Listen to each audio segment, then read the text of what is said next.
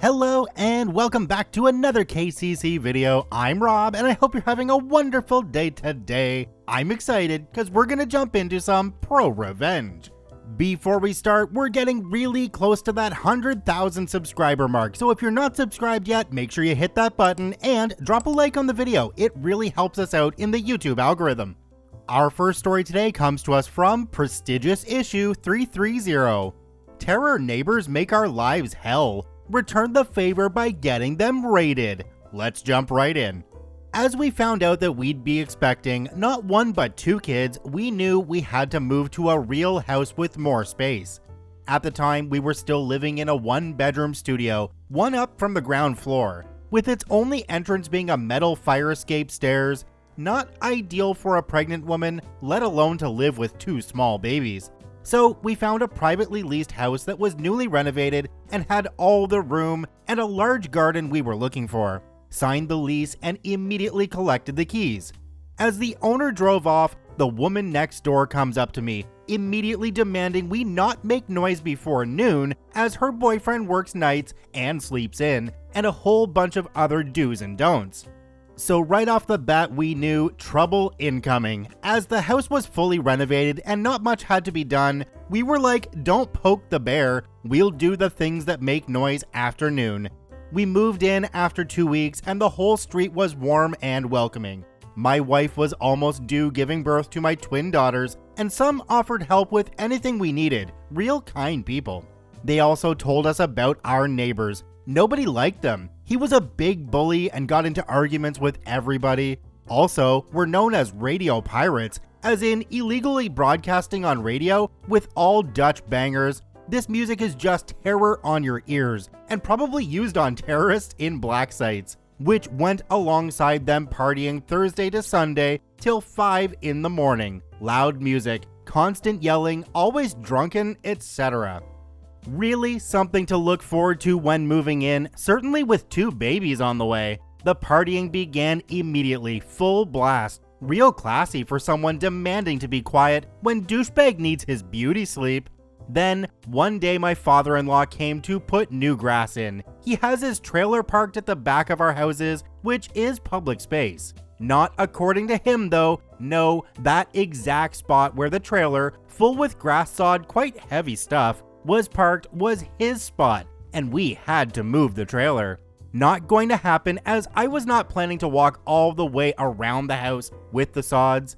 He gets angry right away and demanded me to move it. I told him to go F himself.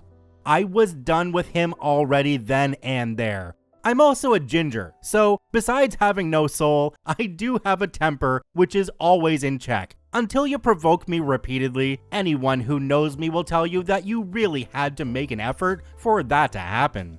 We went on working and end of day comes when my father-in-law wants to leave, hooks up the trailer and bam, there was douchebag. Telling him off, yelling it's his spot and he better not do this again or else.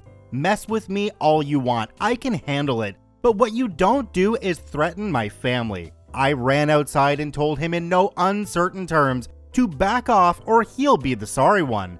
Total bluff on my side. Yes, I have that temper, but I'm not impressively built and have no hidden fighting skills. I do fight dirty. He backs off, father-in-law leaves, and I go inside where I find my wife crying. She got scared of him maybe doing something to her father and or me, and this is something we don't need right now, combined with hormones from being pregnant, and you can paint that picture. So I'm even more pissed, but had to promise not to act on anything. I won't, dear, not yet anyway. Time went on without real incident, and then came the time my wife goes into labor. Didn't go smooth and ended up having to deliver with C-section or whatever it's called, because daughter 2 was almost strangled by the umbilical cord. We had to stay 3 nights, excruciating nights due to a lot of things. Finally, we get to go home. Family had to put a giant sign in our front yard welcoming the babies. The sign was already up for a few days prior to coming home, so our friendly neighbors definitely knew about it. But did they give a flying F? No, they did not. From the first night on, they started to party and broadcasted their terror music. They started at noon and continued until 5 or 6 in the morning. Classy. They also kept going for days, so it wasn't just Thursday to Sunday, it was all week long and the next. So we were broken, hardly slept. One of our daughters suffered from heavy cramps combined with all the noise, and her parents at the end of their wits, so she cried a lot. And then I just had it. I researched some things on radio pirates, the laws and regulations on his large 5-meter plus antenna in his backyard, which was illegal in itself, but he used it to illegally broadcast on radio, which meant he had a lot of equipment to do so, which was even more illegal and can even get you jailed. But at the very least, they could seize it all and fine him big time in the 10 to 45K area. Now, I did not immediately turn him in, but instead, we're looking for another house to lease first. This because I figured it wouldn't sit well with him, and having a wife and 2 babies in the house alone during the day because I had to go to work. I hear you guys thinking, why not involve the police? Well, they are utterly useless in cases like this.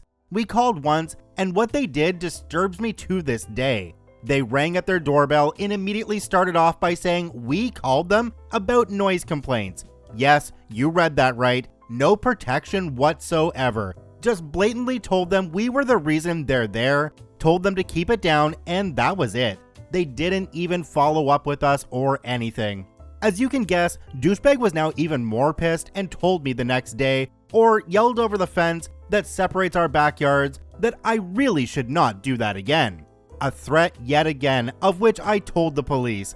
I didn't report it the first time as I chalked that up to alpha male and heat of the moment. But without witnesses to corroborate, nothing could be done yet again. Some days later, I walked out the front door and he just stepped out of his car, came up to me demanding I cut back some of our ivy that grew on our side of the fence because it tangled in with his big ass antenna. He would be gone for some hours and I could come to his garden and cut back the ivy that grew through on their side. And then a light bulb went on above my head. I told him politely that I would do that immediately. Why? Because that gave me the opportunity to find out the make and model of this antenna to ascertain its signal strength, where the cables go exactly, and what kind of cables they were. Again, to know the signal strength it handled. Also, it gave me a good view on the equipment he had through the window so I could snap some photographs of it. This was the icing on the cake because in the meantime, we did manage to find a new home and already had signed the lease, so we would be gone in 2 weeks. Luckily, we only had to paint some walls for the girls' room and furthermore just pack up our things and move them to the other house. So after I trimmed the ivy and collected my evidence, I went online that night to find out the proper channels to report a broadcast pirate and which entity was tasked with catching said pirate. Turned out I had to call the telecom agency, but also the police. Wasn't too happy with the latter, but I remembered I have a nephew that works for the police. Officially his area was immigration, but knew enough colleagues that could help us, and we could trust not to confront them again, saying I was the one that sent them. This was extremely important for our safety when doing what I was doing. So I gave both the agency and the police all evidence I collected, pointed them to the frequencies he pirated so they could listen in. Then they started a neighborhood investigation, which wasn't really necessary, but this was to cover our butts to make it look like he got caught by accident because they had an active investigation in our area. You never know what he can learn from legal documents and such. We asked them to wait with the raid. Yes, they raid pirates' houses, preferably in the early hours of the day, because of his beauty sleep rendering him incapable of fleeing or hiding evidence, etc. We moved 2 weeks later, and they raided him 2 days after we moved.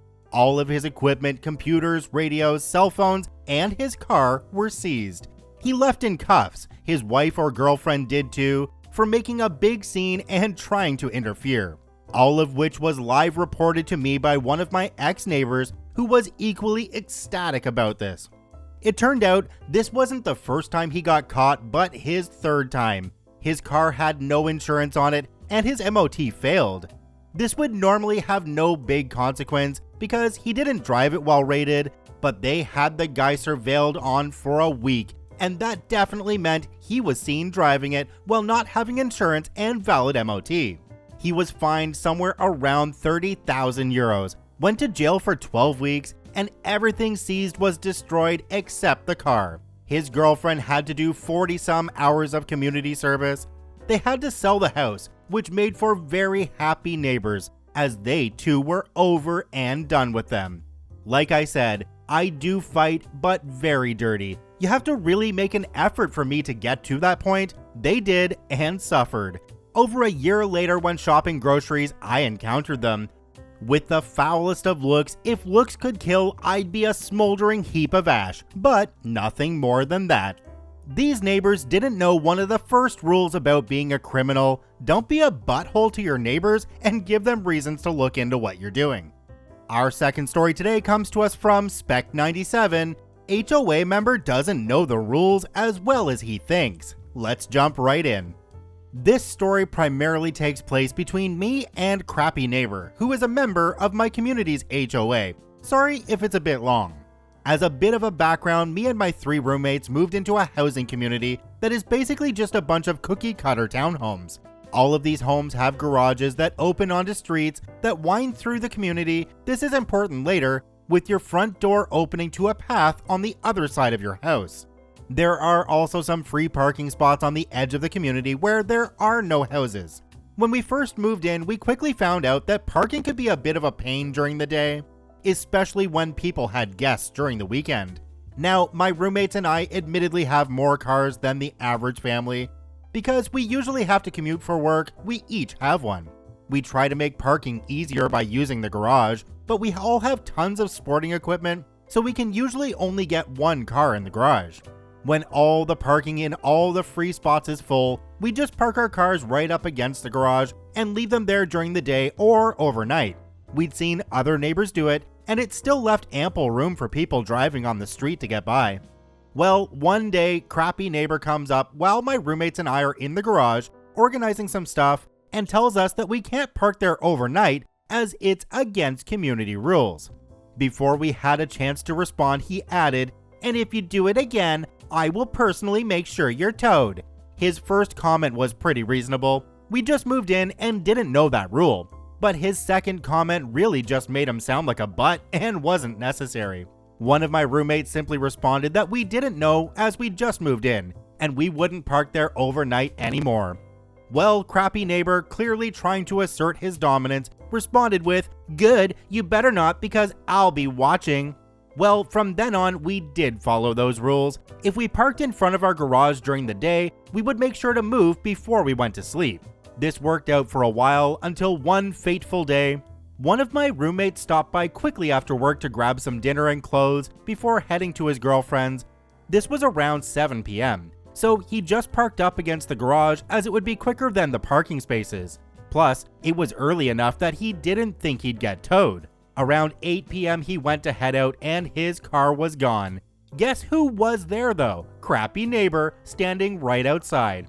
Immediately, he said to my roommates, "Told you were going to get towed if you parked here again."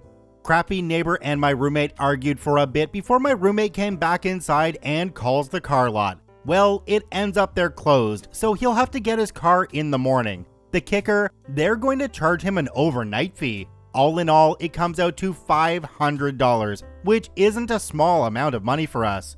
This neighbor has been a butt to us since we moved in, and even though it wasn't my car that was towed, I took this personally. To make sure we didn't get towed again, we decided to read the community rules, and lo and behold, we found out that the street in front of the garage is actually considered a fire lane, and no one is supposed to park there at any point during the day.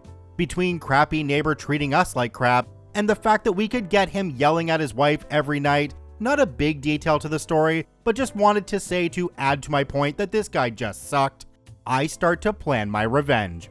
Since quarantine started, I've been able to work from home, and my desk conveniently looks out onto the street between the houses.